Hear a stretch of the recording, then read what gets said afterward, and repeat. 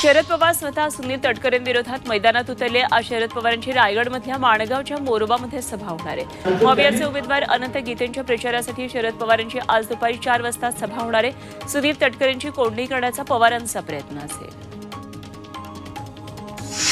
मुख्यमंत्री एकनाथ शिंदे हे महायुतीचे उमेदवार महादेव जानकरांच्या प्रचारासाठी आज परभणीत येणार आहेत। पाथरी इथं दुपारी 2 वाजता ते जाहीर सभा घेणार आहेत। सभेपूर्वी भव्य मोटरसायकल रॅलीचं आयोजन करण्यात आलं।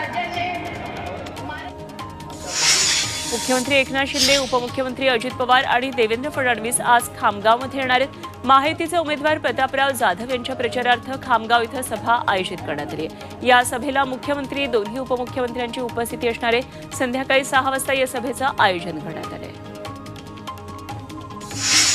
राज्याचे उपमुख्यमंत्री देवेंद्र फडणवीस आज अमरावती दौऱ्यावर आहेत। जिल्ह्यामध्ये त्यांच्या 2 ठिकाणी सभा होणार आहेत। दुपारी 12:30 वाजता अमृत नोनी गॅस्ट्रिन, अपचन, ऍसिडिटी, गॅस्ट्रबल ह्यापैकी तुम्हाला कुठलाही गॅस्ट्रिक प्रॉब्लेम झाला, उपाय एकच, अमृत नोनी गॅस्ट्रिन। नांदूर रेल्वे भाजप उमेदवार रामदास तडस यांची प्रचार सभा आहे। दुपारी 3 वाजता धारणी इथं भाजप उमेदवार नवनीत राणा यांच्या प्रचारार्थ ते सभा घेणार आहेत।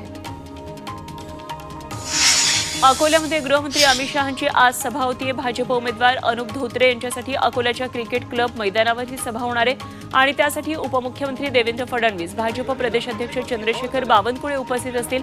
भाजपकडून 30,000 लोकांच्या बसण्याची व्यवस्था या ठिकाणी करण्यात आली आहे।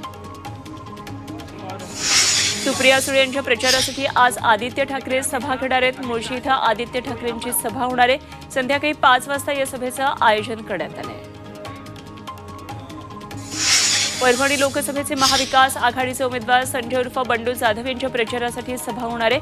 शिवसेना पक्षप्रमुख उद्धव ठाकरे, नाना पटोले, जयंत पाटील यांची उपस्थिती असणार आहे। परभणीतल्या प्रियदर्शनी इंदिरा गांधी स्टेडियममध्ये संध्याकाळी 5 वाजता जाहीर सभेचं आयोजन करण्यात आलं आहे। उद्धव ठाकरे गटाचे उमेदवार संजोग वाघेरे आज उमेदवारी अर्ज दाखल करणार आहेत। आदित्य ठाकरे, अमोल कोल्हे, रोहित पवार, शेकापचे जयंत पाटील, सचिन आहेर आणि काँग्रेसचे माणिकराव ठाकरे यावेळी उपस्थित राहणार आहेत। यावेळी वाघेरे शक्ती प्रदर्शन करणार आहेत। पिंपरीमधून खंडोबा माळ चौक ते आकुर्डी निवडणूक कार्यालय अशी पदयात्रा निघणार आहे।